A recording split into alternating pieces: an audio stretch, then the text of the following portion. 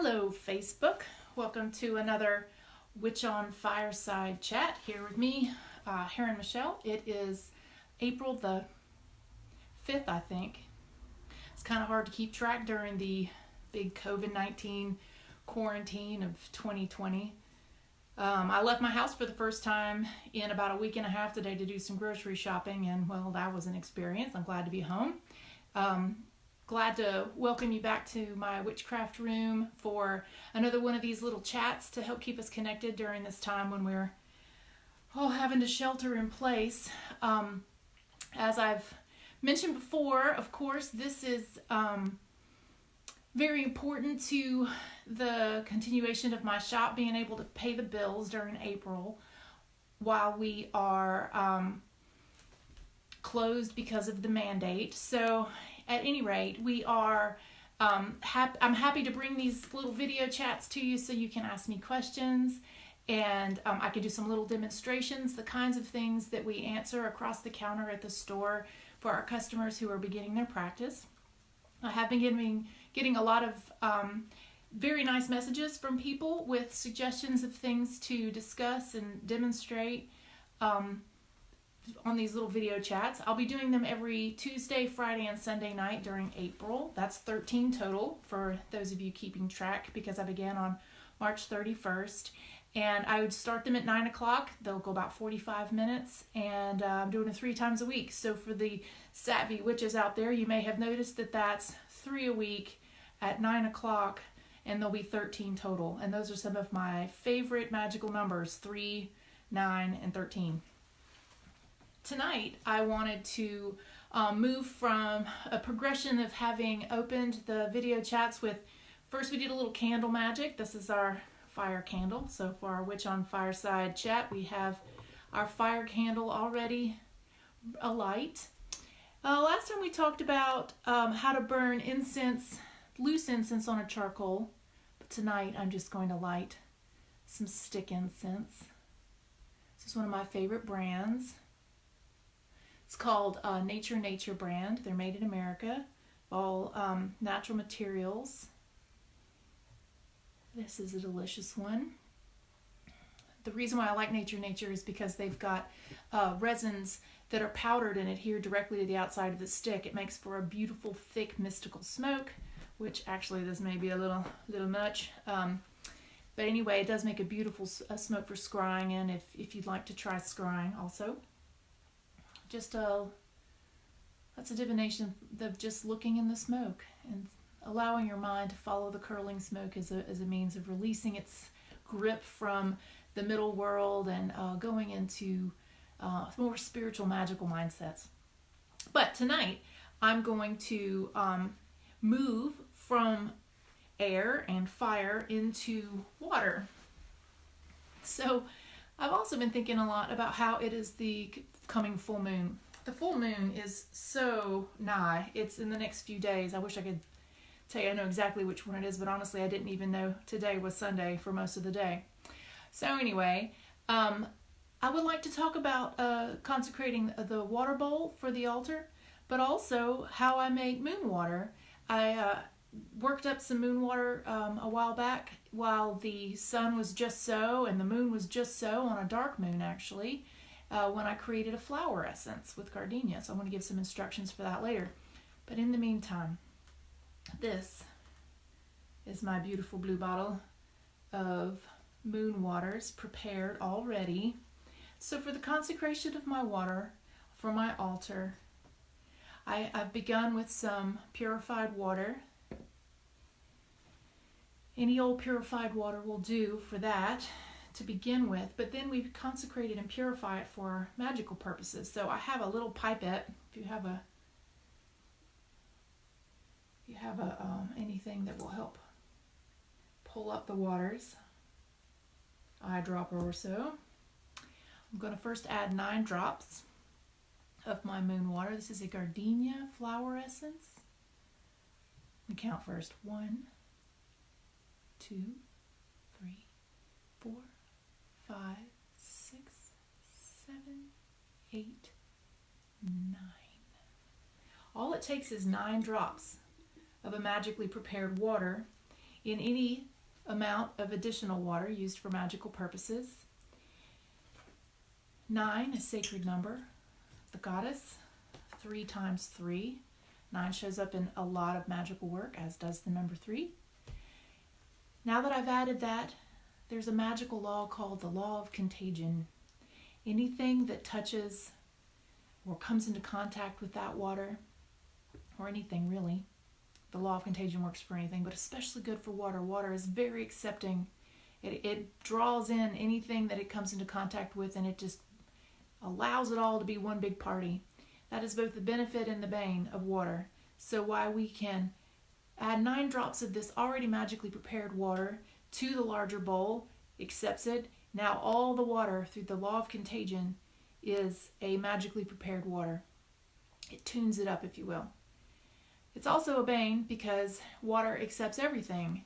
It teaches us about non-discrimination. Water accepts all of its kind. It could be holy water, rainwater,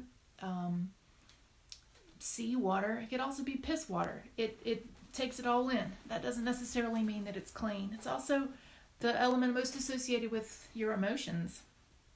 And so any emotional content that it's come in contact with, it also absorbs that.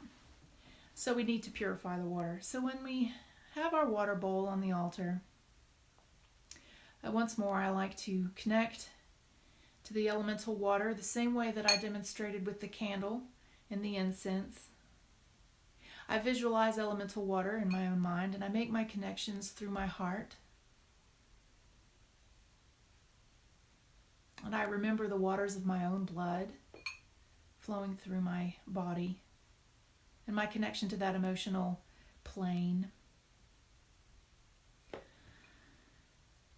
I consecrate this water as a being of water. And then for my salt bowl with my athame, my ritual knife, using it like a little spoon, I put 3 scoops of salt. 1, 2, 3. Then I draw in the water with my athame as a way of mixing it, but also as a way of casting out all energetic or emotional impurities. I cast out all impurities from this sacred water, and I charge it to be my guiding water and my element of water on my altar. And now I'm just going to sprinkle some about with my knife. I do everything in 3s, or 3 times 3, which is why we end up with 9. Okay, so that's a little bit on how I charge the water bowl.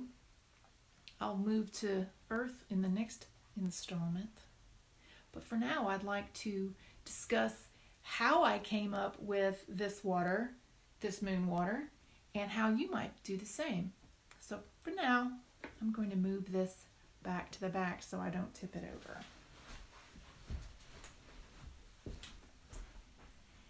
I always keep my altar divided on the left-hand side with my goddess, Aphrodite here, and her rose. And I keep Hermes here on the right-hand side with the elements most traditionally associated with masculine energies. So my fire and my air back on that side. All right. Welcome to my altar room. I've already have everything else lit. We discussed in the last video my intention candle for the year and how I made that, and I've got it alight. You'll also notice that I've got my full moon candle, or my waxing moon candle, lit tonight. I have also a waning moon candle that is not lit. I prepared these when I began my lunar work, great work last year, and now I keep them going all the time. They've already been prepared for particular energies. This is for anything waxing moon, and this one is for anything waning moon. And as we are waxing towards full, I have our moon candle lit tonight, so I'm going to actually leave it here with me.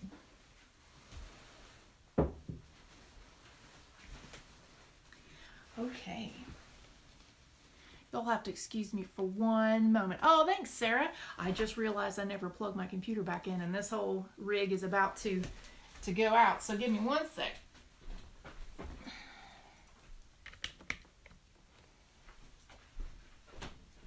Okay, there we go. Thank you for joining me, everyone. Hey, Alex. Thank you. Yes, I have spent a lot of time on my altar room, I will say. But I've been at this for a long time, mind you. This isn't something you have to start out with. But because it is my profession, which makes it my life work, I guess that takes a little more prominence. Just to give you a little tour, over just behind me here, that's my ancestor altar. I have images of my beloved dead, my 4 parents, and my crystal ball, and other scrying things, and skulls and whatnot. There's a lamp over there, which I should probably demonstrate as one of these things, one of these videos where I took one of those skull vodka bottles that my sister, who manages a bar, she got me the empty bottle. I didn't have to drink all the vodka first, because that lusciousness is just a little too luscious for me. But anyway, I added little red florist blobs and some LED lights and made a lamp for it.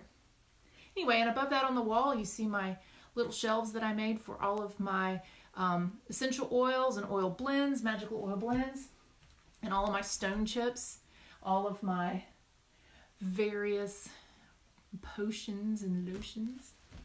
Anyway, we'll talk about those another time. Hey, Jenny, I've missed you too. Okay, so moon water. Now, there's many ways to go about this. When I was first working on the manuscript for Lunar Witchcraft, which I was working on for quite some time before I put that aside, realizing that it needed to be the second installment. It could not be the first book. And thankfully, my editor with Llewellyn is an incredibly cool witch herself, and she understood that and allowed me to instead put that aside for the moment and pitch the book that I'm working on currently, which is the Elemental one. But for tonight, we're going to pop over to a little lunar work, and I've actually printed some pages from that manuscript. The reason why I wanted to jump over into lunar work, more than just the fact that the moon is full coming up here very soon, and here in just a sec I'll find my notebook and I'll tell you exactly when it's going to be full. But because not just only that, but I realized thanks to Facebook memories yesterday, that yesterday was the 5th anniversary of the night I took vows as a priestess. That was on April 4th, 2015. And that was a very beautiful, sacred night spent with 6 other witches who were part of my growing tradition. I had been their teacher through first degree. We'd all taken first degree together. I recommitted my initiation with that group after the first year. And here we were many years beyond that, and we had developed a plan for how we would go about taking formal vows to the priesthood or priestesshood together and move forward. And it took us several years to accomplish all of those goals. This isn't a thing we just decided one day we are going to crown ourselves and call us priests and priestesses without doing the work. There's a lot of research went into it, a lot of training outside of our tradition first, so that we could then bring that knowledge home. And on that night, that April 4th is actually a holy day of the goddess Aphrodite, and it is that night that I took vows to her and to the god Hermes. Specifically, there they are, Aphrodite and Hermes behind me. So I really started to think about what it means to be a priestess, remembering all of that, and how that is so intimately linked with the moon and with water.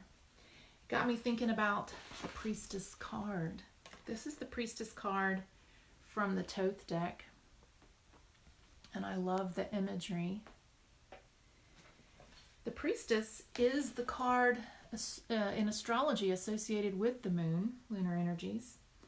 Just to read from my notebook here, It's access to intuitive powers, healing, independence, self-confidence. If you pull this card in the tarot, it speaks to how you have access to your intuitive powers and you can develop them fully, but you need to guard your independence. It's about trusting your gut and that the goddess speaks through you, through your intuition, through your waters, your psychic waters. Water and the moon are associated with the astral realms. Everything's psychism associated with water and the moon. Got me thinking about it a lot. So I guess you'd say that the theme of this video is to be a priestess, to be in touch with one's psychic abilities, to work with elemental water for psychism and for work with the moon and for work with the goddess. And so I'm going to, without further ado, I'm going to just jump right into it. So the way I made this moon water particularly, and I have loved it, I began by creating a floral essence. What I wanted was a floral essence of a flower associated with the moon. And so I was doing some research for the book on which flowers were associated with the moon. And as it happens, it was, see, and I know exactly what it was because I made a note on the bottle.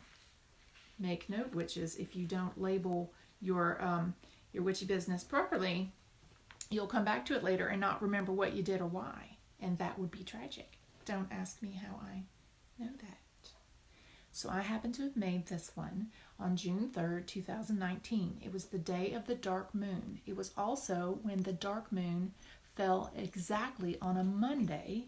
Monday's the day of the moon. The sun and the moon, therefore, were both conjunct in Gemini, because that's what dark moon means. They're both lying in a straight line, Earth looking at the dark side of the moon, which means I can't see it, and then the sun beyond it, so in the same sign. So I happen to have made this out of gardenias because they were blooming beautifully in my front flower beds at the time, and so I had easy access to them. All right, so a floral essence is basically a solarization where you take a very pure water in a crystal bowl or a glass bowl. Since this is witchcraft, I recommend that you use anything that you've got consecrated for those purposes. You can consecrate anything. This happens to be a crystal bowl that I inherited from either my mother or my grandmother when they passed. So here's a beautiful crystal bowl. Then, let's see. It takes doing it outside for sure. And on that day, it was a beautiful sunny day when the moon was dark on a Monday. It was perfect. The gardenias were blooming. So to make a floral essence, all you really need is the glass bowl and some pure water. Now, in order to accomplish this, and I'm making moon water, mind you, I went to the store and I bought really good water because I have tap water here or the refrigerator filtered water. And then I was as specific about it as I could. I wanted something that was going to come to me in glass. And I happened to notice this Aqua Panna natural spring water, the smoothest taste of Toscana. Because I love The Charge of the Goddess. The Charge of the Goddess is a poem that is derived heavily from a work called Aradia, the Gospel of Witches. That witch who gave that information was called Magdalena, and she was from Italy. And Aradia is said to have brought the wisdom of the goddess to the peasants of Italy. So I thought, Italian water, it's perfect. So I happen to have bought a bottle. I just kept the bottle. This is just for demonstration purposes, some of my regular water. But anyway, let's just say that it's a regular day. You've got your fresh water. It's sunny. The flowers are blooming. You go outside. There's a bit of a trick to it. But in floral essence, all you really need is the flower, the spring water, the sunlight, some time to let it sit in the sun, and then an alcohol to preserve it. So let's just start with our water. And then let's say I go outside and I find the flowering bush or whatever for demonstration purposes. I've Pulled some roses off my bush tonight. But it's best if you just hold the bowl under the bush itself and without touching it at all. So let's just imagine this is dangling over my bowl from the bush. Then with your shears or a sharp knife, or if you have a consecrated bowline knife, it'd be a perfect time to pull that out. You just clip the flowers and allow them to fall into the water naturally without touching them in multiples of 3. And I brought 3 flowers, and then I realized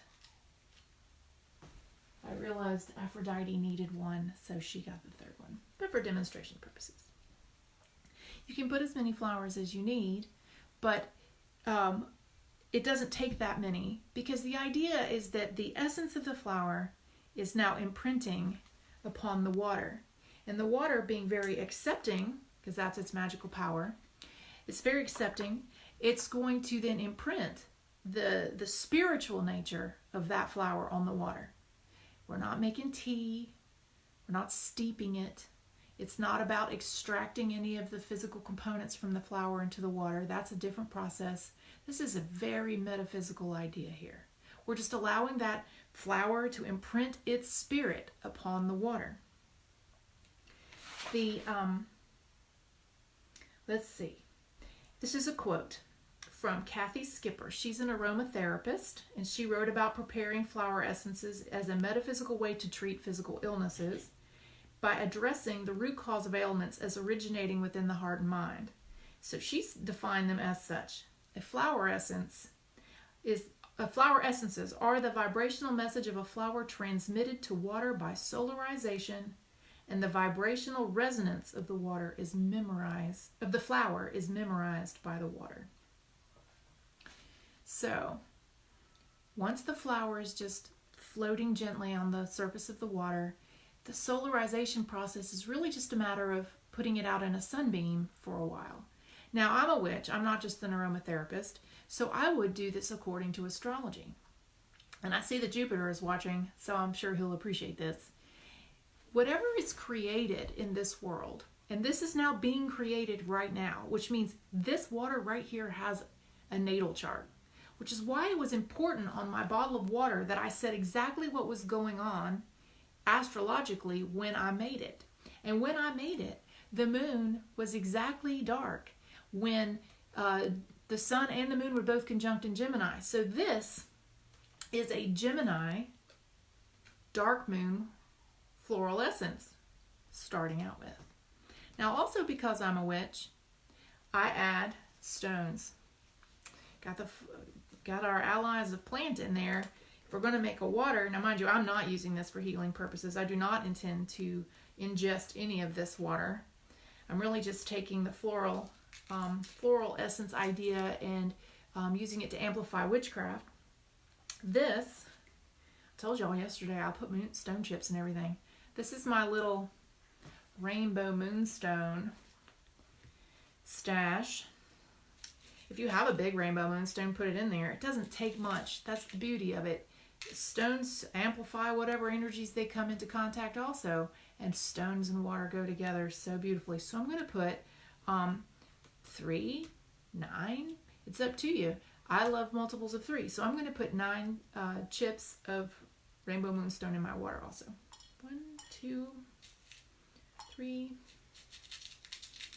4, 5, 6, 7, 8, 9. I'm putting the biggest, juiciest ones. Rainbow moonstones in.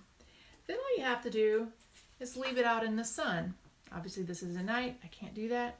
Maybe tomorrow I can take it out in the sun for a little while. What I did was I prepared the waters at the dark moon. It only takes about an hour in the sun. Like I said, we're not steeping tea. We're allowing the spiritual essence to imprint upon the water. I had used gardenia because gardenia is associated with the moon, but there's lots of flowers associated with the moon and other things. Another one is jasmine. Another is iris. There's many. Also mugwort. It doesn't necessarily have to be a flower, but mugwort is one. Lemon is another really beautiful plant that is associated with the moon. Okay, but let's say you didn't have flowers and you just wanted to do a charged water, and I don't know, you live on Antarctica and you don't have any flowers blooming, you can use a few drops of essential oil. I happen to have gotten a gardenia essential oil. I also have jasmine for when I need to do lunar work. I also love myrrh essential oil. It does not take much. It's just the impression of the flower on the water. So after my original bowl of gardenias had been solarized, I then, with chopsticks, because you don't want to touch the water or anything in it, with chopsticks, I pulled the flower blossoms out and I laid them out on a rack to dry in the sun, because then I can use those flowers I used it in my lunar incense blend afterwards. But once they were out, I transferred the water and the stone chips into this bottle, and it was only about half full, which is good because you want a 50-50 blend with an alcohol. So this is the other thing that makes it a flower essence. You got to preserve the water or it'll get funky on you. So I love to use brandy. Brandy is a distillation of different fruits. This happens to be grape brandy, and grape is another great plant associated with the moon. So, and it happens to be clear, which is brilliant. I wanted it clear. This is the Christian Brothers Frost, and I just got it down at the ABC store. So 50-50 of the grape brandy and the solarized water with gardenia was how I began. I went ahead and put the stone chips in there also. Because I wanted it to actually smell fragrant of gardenia when I used it, I do add just a smidge. I'll put a little bit in there. This is going to end up just being a loving... one more. I got to do everything in 3s and 9s. There we go. 3. All right. So that'll be preparing for me now for the future. So that's how you make a floral essence, then into the bottle. I let that bottle sit for 2 weeks, and when the full moon came around, I charged it the way any good witch does in a full moon. I just took my bottle out to my outdoor shrine, and I set it out there so that the full moonlight could shine into the bottle as well. And I love it that it's blue, because then it continues to bring in the blue energies also, or blue color vibe that is associated with water is what I should say. So that's how I made my moon water. And then whenever I need to have water for any purpose, if I want to have it attuned to all of those energies, all I have to do is add the 9 drops of water, of the prepared water, and it transmits all the good juicy energy that I put into it, all the awakenings that I've done, and all that other stuff is then transferred immediately to the new water. So that's how I made it. Let's see. Some additional uses of floral water. You could add it to a consecrated water dish like we talked about. You could add it to the black bowl or a cauldron if you're scrying, because the water energies, the lunar energies there would boost any psychism work. You could use the water to anoint your third eye chakra prior to divination. So that would just be, well, let's say it's that bowl right there. You would just take a dip and then put, anoint the third eye. You could use it to anoint the heart chakra for emotional balance. In that case, I might just, right here on the heart chakra. You could add 9 drops to a spritzing bottle to mist in your aura. Or you could spritz it on your pillow if you would like to do dream work. That would be especially helpful if you had made your floral water with mugwort. You can also use it as an anointing to charge amulets or talismans to any purpose which is allied by the moon. You could even add a few drops to a hot tub of water for a spiritual bath. Add some salts and things to your bath to take a nice cleansing bath while the moon is full. Sometimes good self-care there too. All right, so that's the demo on making floral water. Welcome everybody. I'm seeing some good names go by. Hi Amanda and Wendy.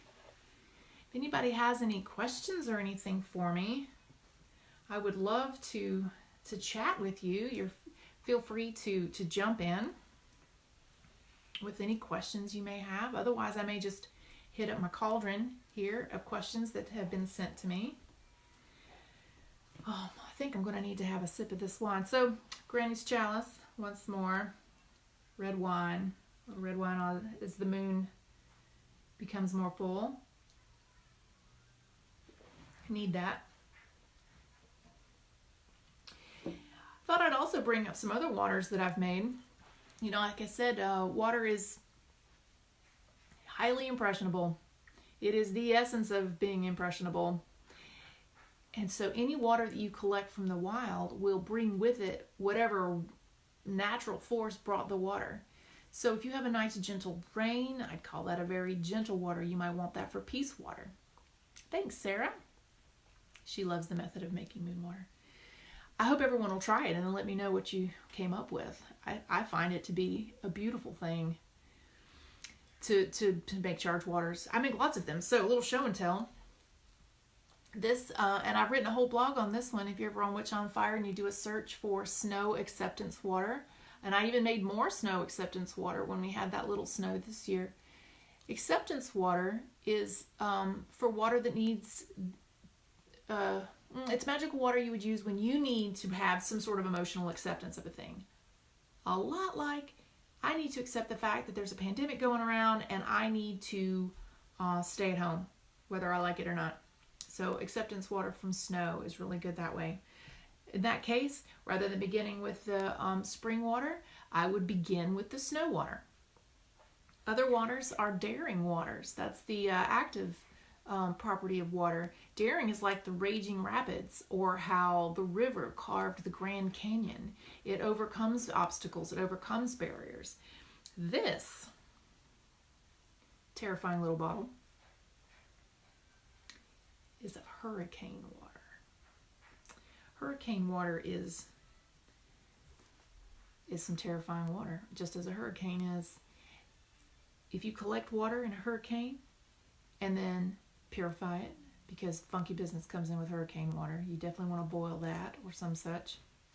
And then you can steep in that herbs that associate with whatever you need to lay waste to. So that could be the overcoming of racism or sexism.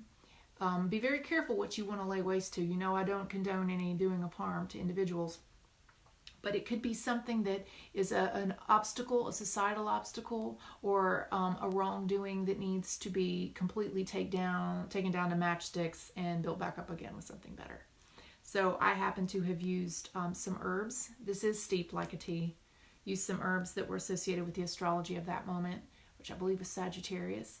And I made water to help change some things about society that I think are baneful. So Sarah asked, is the acceptance water and such using the same method you showed us with the moon water?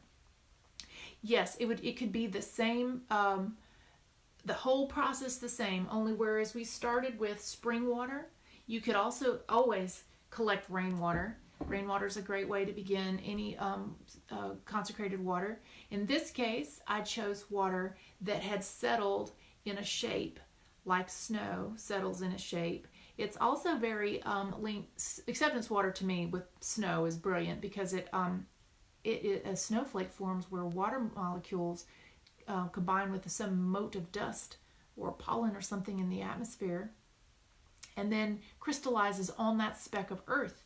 So it's where earth and water come together to help accept the boundaries and the molds that are forming us at the time. But once you have the water, because you know, bring in the snow, it's going to melt. Then whatever you do with it after that could be done by the same process. Those snow and flowers don't often happen at the same time. So I would just go with 3 drops of an essential oil that are associated with a plant material of moon and your stones and move from there. Okay, I've also got daring waters made from a beautiful rapids in Colorado that I picked up. I don't have that in here where I'd grab it, but I did make those. So whenever I just really need to be excited about something and just really charge over whatever boundaries, like those rocks in this little rapids that I saw, it's a very beautiful place to pick up some water, and it gives me a lot of oomph. And I actually put that in a little squirty bottle with some lemon essential oil, and I keep it in my bathroom. And when I need to have more get up and go, in my emotional daring, I'll just spritz myself a little bit with that one. All right. Any other questions? This is this little video is going pretty fast. I've got about 10 more minutes. I thought I would, just for the purpose of discussing priesthood, priestessy things, and for myself, I thought I'd talk a little bit about regalia and some of the symbolism of the priesthood. The number one symbol for me for a priestess is the moon crown. And this is my moon crown. It was gifted to me long before I felt qualified to wear it by a beautiful coven of people and a priestess mentor of mine that I mentioned before, Lady Greenflame, and a priestess who at the time went by the name Thalia and their coven. Very beautifully gifted this to me. It took a while for me to feel comfortable to wear it, but eventually I got there. And then on April 4th, 2015, once more, I consecrated it to wear. So 5 years ago tonight, I put that on as a symbol of my sovereignty. And I also took some other things. I've been wearing my regalia. I consecrated this very fancy robe to wear as a priestess. To me, it looked like heron feathers. And I bought it in PantheaCon when I was able to go to the big pagan conference out in San Jose that year, which was special. Also, at that same initiation, I consecrated and I wear this elemental, it's kind of like a rosary, a prayer beads, which my friend Courtney made and was gifted to me by a dear friend named Panya. And I later consecrated it for the purpose of reminding me of the mantle of responsibility that I wear as a priestess. Also the elemental energies of each of the stones around them. And I added later, I changed the original bead to this very unassuming little goddess. Or she's even missing her little stone now. But when I was a seeker and I was very lonely here in Eastern North Carolina, I couldn't find a group or a coven or even someone to go have coffee with to save my soul. I'd been looking online. I had created a group on Yahoo Groups back in those old days and had put out the call for a coffee night, and then every month for months on end I sat by myself and no one showed up to meet me as a little coffee clutch conversation group. But I attended an event somewhere, kind of like a Renaissance event, and there was a vendor who had a little basket of these little goddess icons, the little goddess holding a moonstone above her.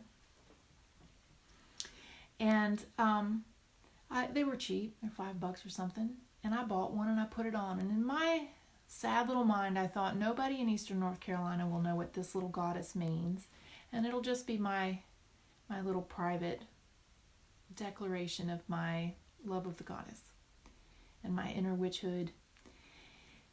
What I didn't realize is that people everywhere in Eastern North Carolina knew what this meant, because witches were everywhere. Pagans were everywhere. But we were all hiding out, assuming that no one else was around to talk to, or that it was too dangerous to come out of that closet, or didn't know how to go meet other people. And all it took was me putting on some outward symbol of who I was, and suddenly people were everywhere. Oh, I love your necklace. I'm a Wiccan too. And then the person behind them whose head would pop up and go, oh, and then I go, oh no, now I'm outed. And then they come to me later, I'm a witch too. And so it just took a little outer declaration of who I was.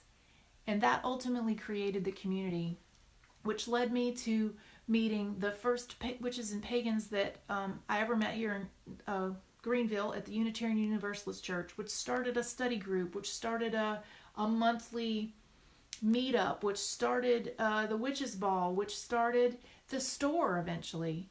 And from the store we began the classes, which became the Sojo Circle. It all really started with buying this wee little token and being willing to wear it out in public.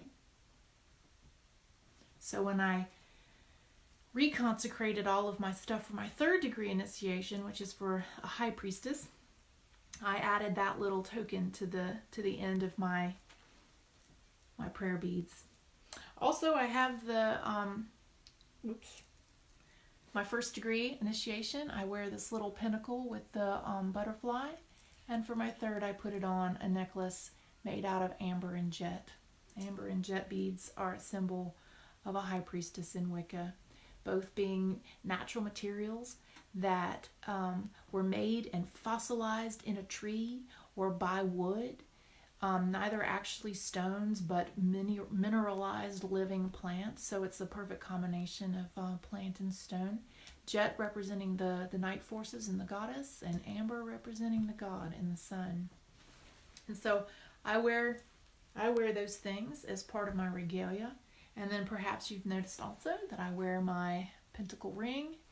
It was about this time last year. No, it was in February last year that after I had stepped down as the high priestess of our coven, after 3 years serving as an elected high priestess and something like 9 years of service in building that community, the coven honored myself and the high priest who had served with me with a third degree initiation, and I took that pinnacle ring as a reminder of balance in service. It's all about balance to me. Balance and responsibility and sovereignty, which brings us back to our priestess card. And the message being to guard your independence. See, she's also wearing like a moon on her headdress, and her emotions radiate and reflect above to below. So that's what I've been thinking about today, is the vow of responsibility that was made with that, and the responsibility I feel to harm none, to continue to serve in the community. On that night, I made vows to Aphrodite and Hermes to be a vessel of divine love for them. And that's what I have worked, and I've strived to do that. And all that I've done since then, done the best I could. So, here I am on this full moon 5 years later, and here we are together. There's only a couple minutes left before 9:45. I can't believe how fast this went. Are there any questions anyone wants to fire at me here? Because otherwise I may just draw one from my cauldron.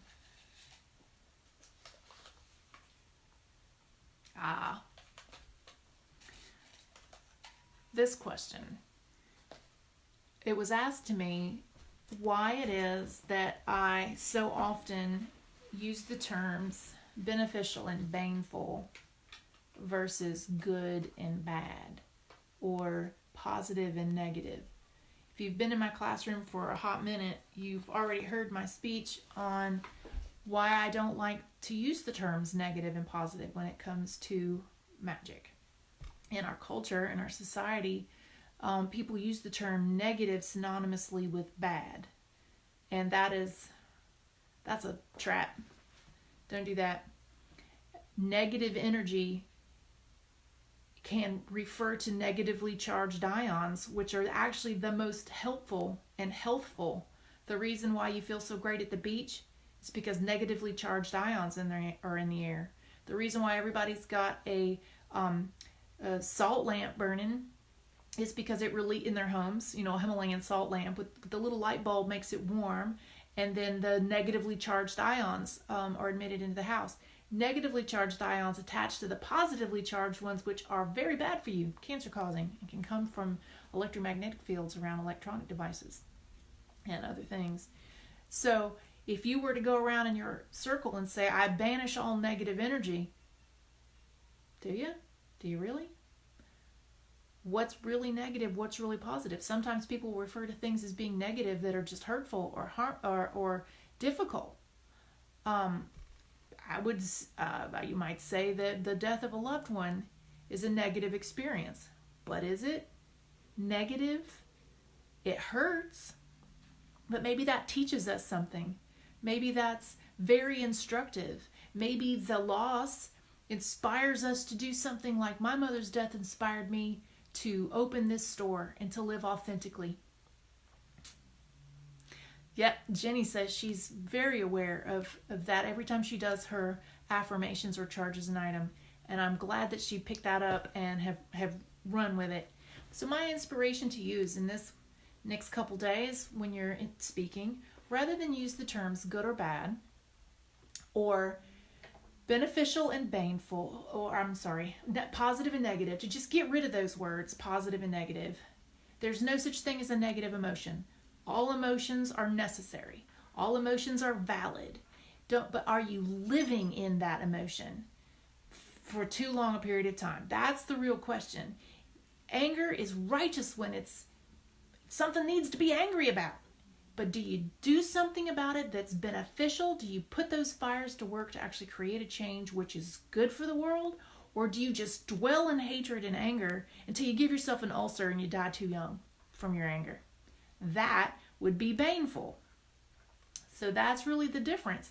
Is this beneficial to me or is it baneful to me? Sometimes things that hurt like hell and everyone can agree sucks hard, like, I don't know, having a root canal, having to have a tooth that's rotten yanked out of your head, we might go, oh, that was a negative experience. That was a healing experience for you. It was beneficial to you. If you hadn't had that rotten tooth yanked unceremoniously out of your face with great blood and trauma, then you'd go septic and die. So sometimes what hurts, what's difficult, what's challenging, what is a loss is ultimately very beneficial to you. So be careful in how you use that language. I recommend when you're using magical language especially that you use those terms specifically. I call what is beneficial for me and all involved into this work harming none. That would be a much better way of saying I want what's good. That's not specific enough. I mean, cotton candy might taste good, but it'll rot your teeth out of your head. And that's ultimately not so good for it. Anyway, it's just too squidgy. So I suggest beneficial and baneful. All right. Well, it's actually 9:47. I've gone over a little bit. I can't even believe how fast these times go when we're together. I thank you very much for tuning in. If you're a supporter of the Sojourner in any way, if you shop with us, if you've sent us a PayPal donation at any time, I'm so grateful to you. We've had some really beautiful people send me beautiful messages with a little bit of cash, and it's helped us a lot. If you have ordered from our teespring.com/thesojournertees, Tees, we have a lot of really great promotional stuff on our page there. If you'd like to order some swag to show your Sojo pride, or your Namaste Away COVID-19 Hand of Hamsa is an image we've got up there. We've even got our Pathless Traveled Through the Woods designed by our friend Joey Clements. So we have some swag you can order, and that's a donation where the cut comes to us. Also, if you have gotten anything useful out of these videos, I would welcome you and ask with my sweet face on if you will share the video, promote the video, and encourage anyone you know who is a lover of the Sojourner to, and if you got a couple bucks, it really doesn't have to be much, go over to PayPal and send it to orders@thesojo.com.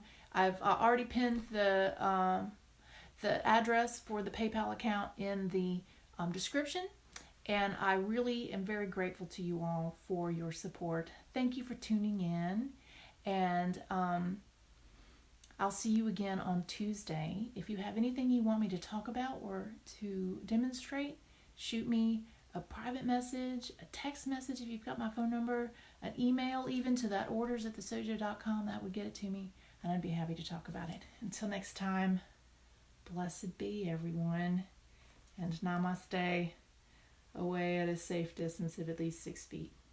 Y'all be well. Bye-bye.